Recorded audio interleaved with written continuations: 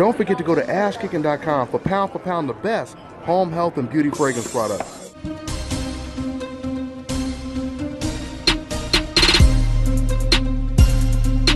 Hi, you're watching Dontaesboxingnation. Woo!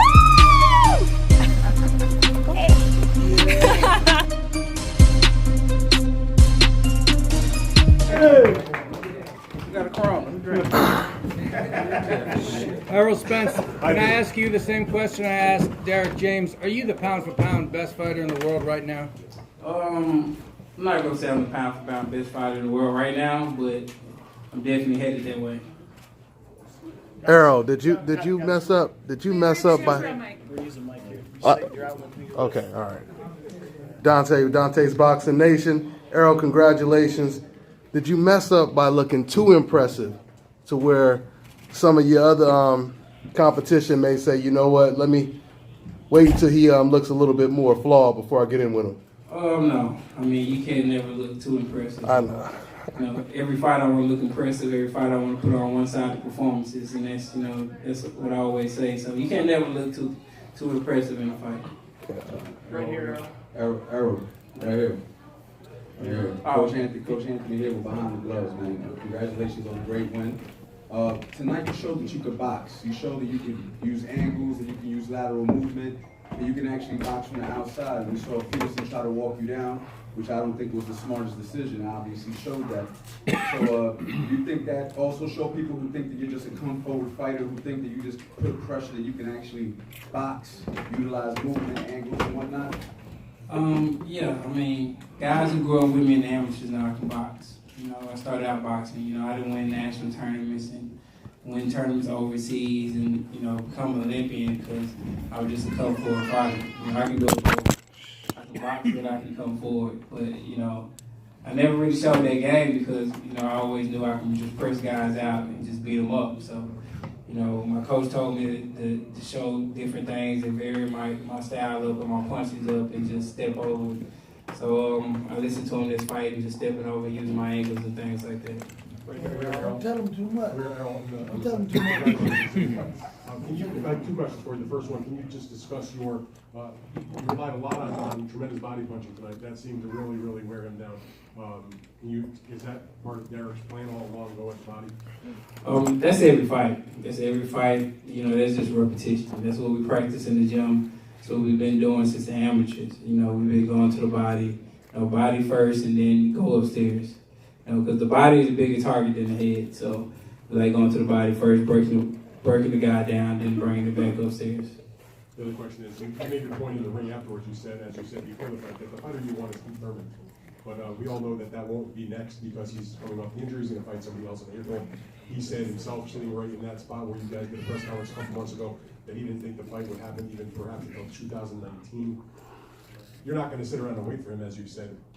Who out there can you fight that's not Keith Thurman that can interest the fans or interest you in your next fight? I mean, anybody. I mean, I'm not going to sit around and wait for him like I've been saying. The whole goal is this year to stay active and fight quality opponents. So right now I'm just thinking of a homecoming. I'm thinking about going home and fighting in Dallas, my next fight. So hopefully we can make that happen. I want to answer that also, is that we are giving Keith Thurman an allowance that we did not give Kell Brook, because the world expected Kell Brook to fight Errol Spence next, right? It was mandatory. Yeah, but he's giving him a pass now. Everybody giving him a pass because he came off with surgery. Both same situations, so he shouldn't be allowed to wait for 2 years or whatever it is he wants to do. He should be able to get in there and take a fight. Oh, yeah. Congratulations on your impressive performance. This was your first fight since May. That was your first fight since August before. Do you want to be more active, and how many times do you want to fight this year? This year I want to fight 3 times. I didn't take too much punishment. Got hit a couple times, so I'm looking to come back in either May or June and hopefully have a homecoming in Dallas. But at least 3 times a year, I would like to fight. Errol, you had mentioned that you thought that Danny Garcia lost or had a draw with Lamar Peterson. What kind of statement is this with him fighting next month and, you know, for fans to make that direct comparison, what you did against Lamont, what he did against Lamont. It's a big statement, you know. Like I always say, you know, when I fight guys and, you know, they fought, you know, another elite fighter, you know, I always want to showcase and do better than them. You know, show with the Chris Algieri fight, he fought Pacquiao. Show with the Bundu fight, he fought Keith Thurman with 12 rounds. You know, it's been showing, you know, Kell Brook and the other fighters. So, you know, I wanted to show that, you know, it wasn't an easy fight. You know, it was a lot of thought going into the fight, and a lot, especially in the inside and in the ring, because Lamont a crafty fighter. If you back up from him, if he senses any type of weakness, Lamont's going to come forward. So, I mean, my coach came up with a great game plan, and you know, made it look kind of easy. So you go into the ring with a conscious decision of making that direct comparison and finishing stronger than somebody else. Not going in the ring, but, you know, doing training, you know, we make a conscious, you know, I think about that. I watched the Danny Garcia-Lamont fight. I seen it was a close fight. It could have went either way. So, you know, I wanted to make it look easier than that fight. And I wanted to put on a better performance than Danny did. John Galley, New York Fights. Errol, do you piggyback off of your trainer's statements with regard to Keith Thurman not getting a pass to fight you? We're in January of 2018. Obviously, we got a long way to go.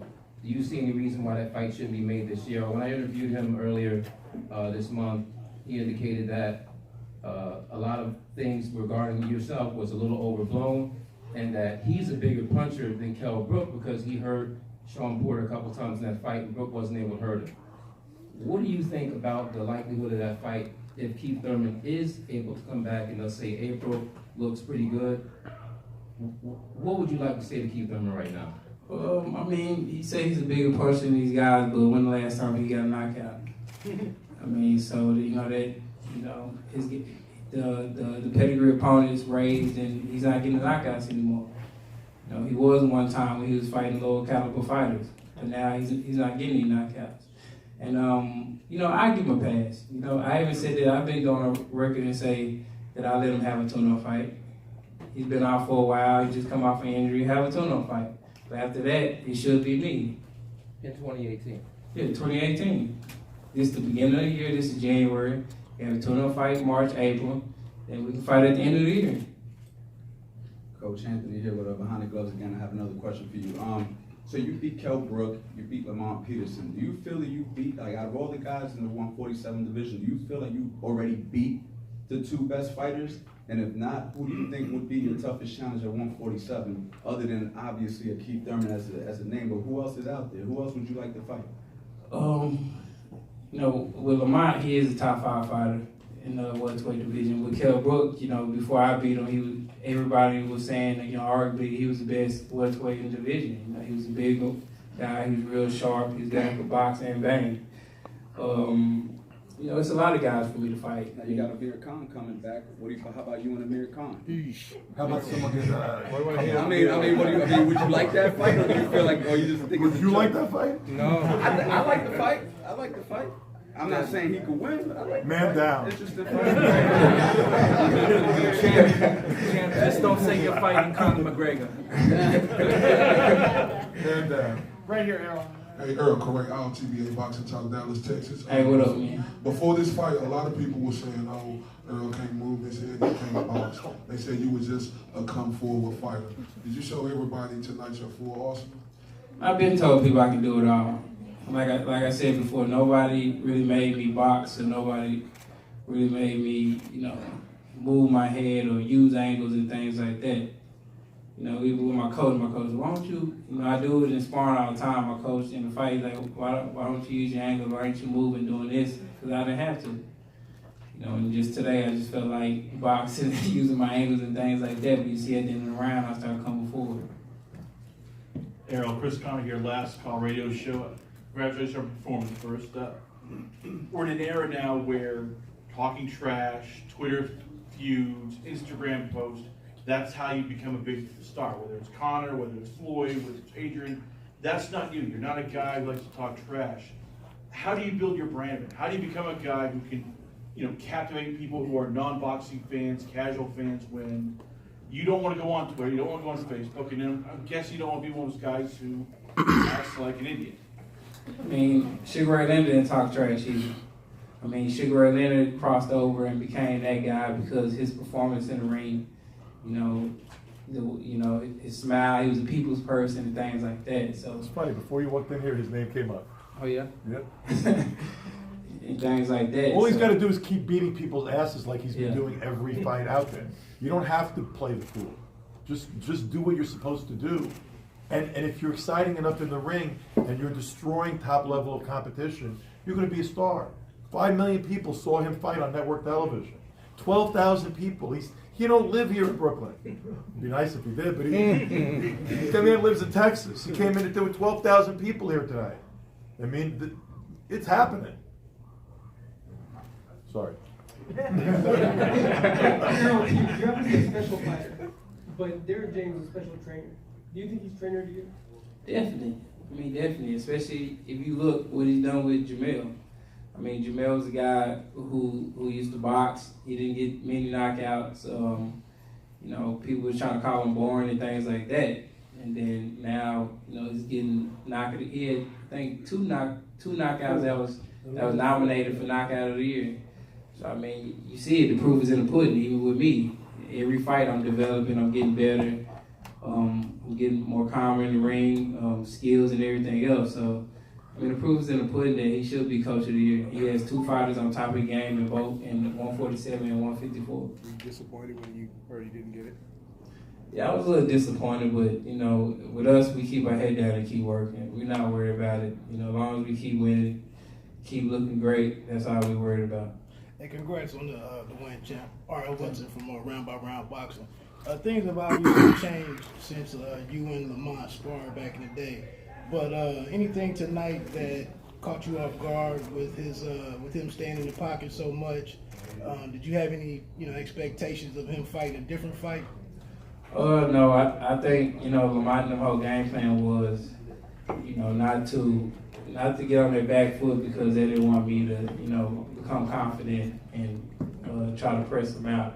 So they tried to stand their ground and kind of backfired on them because they didn't expect me to box. They wanted me to just come forward and shoot my load and go all out. And I was using my jab, boxing, using my angles and my reach and my distance. Hey, last question. Hey, Dontaesboxingnation. Going back to Keith Thurman, like you said, you give him a pass, and it's understandable he could get a tune-up. Do you think it's possible maybe you guys could have a double-header where you guys fight on the same card, and you could sign a contract before that? It won't happen? If he called, man, Yeah. So if he agrees to something like that. I don't really see either one of them agreeing. But regardless if you guys. One last question right here, Dante. We'll take this guy right here. Okay, all right. Right back there? And then John Cundy, Red Not your last Box, question. 100. So congratulations, Eric and Errol and Derek. You showed devastating power again tonight. Your sparring partners say you hit like a heavyweight. Derek talks about all the bones you've broken in your sparring partners and your opponents. Is there anyone at 147 who can go to the distance with you? Speaking of guys like Danny Garcia, Keith Thurman, Sean Porter.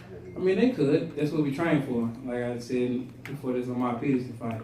We train for the distance. I don't train, for a 6-round fight, 7-round fight. I train mentally for a 12-round fight. So if it's in the 10th, 11th round, I still have gas in the tank. I don't train for early knockouts. If it's come, I'll take it. But other than that, we don't focus on knockouts during training. Thank you, everyone. Thanks, everybody. Thank you.